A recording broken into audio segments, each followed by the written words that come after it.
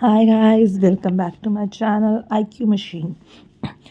Today we are going to do section 4 of Indian Evidence Act 1872. आपने बेयरक में देखा होगा, यहाँ पे 3 वर्ड्स दिए जाते हैं हमें: मे presume, shall presume, conclusive proof. By the end of this video you will able to differentiate between may presume, shall presume, conclusive proof. अब may presume क्या है? From the English word may you आप समझ सकते हैं कि court presume कर भी सकती है, नहीं भी कर सकती, क्योंकि कोर्ट को एक डिस्क्रिशनरी पावर दी गई है.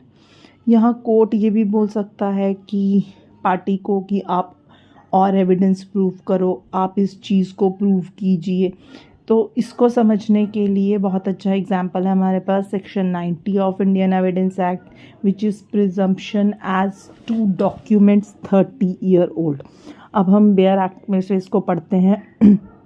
Where any document purporting or proved to be 30 year old is produced from any custody which the court in the particular case considers proper, the court may presume. यहाँ पे word आ गया may presume. तो यहाँ पे court इसको मान भी सकती है, कोर्ट इसको नहीं भी मान सकती. That is only on the discretion of the court power. Now अब नेक्स्ट हमारे पास आ जाता है शैल प्रिज्यूम. यहाँ पर हमें इसको पहले ग्रामेटिकली समझना होगा. मे प्रिज्यूम, शैल प्रिज्यूम. मे मतलब हो भी सकता है और नहीं भी हो सकता है. शैल एक स्ट्रिक्ट नेचर का वर्ड है. शैल को हम यहाँ पे देखेंगे कि कोर्ट को यह बात माननी ही होगी. The court can not exercise its discretion. जब कोर्ट के पास एविडेंस आएगा, कोर्ट इज़ कंपेल्ड कि उसको माने, but there is a liberty कि कोर्ट क्या कह सकती है दूसरी पार्टी को कि आप इसको डिसअप्रूव करिए, कि आप कुछ ऐसा लाइए, कुछ एविडेंस लाइए या कुछ लाइए जिससे जो मेरे पास एविडेंस पहले आया है वो डिसअप्रूव हो जाए. बट कोर्ट के पास कोई पावर नहीं है. The court has no discretion कि वो इस एविडेंस को डिसअप्रूव कर दे.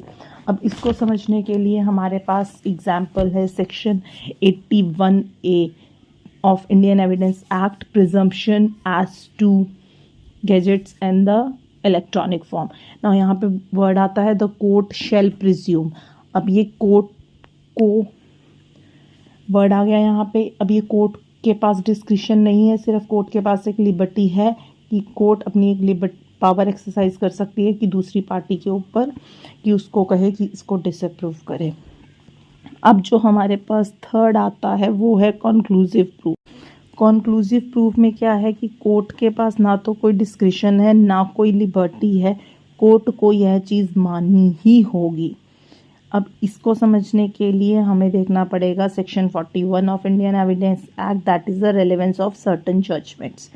तो आई थिंक आपको समझ में आ गया होगा difference between may presume, shall presume, conclusive proof.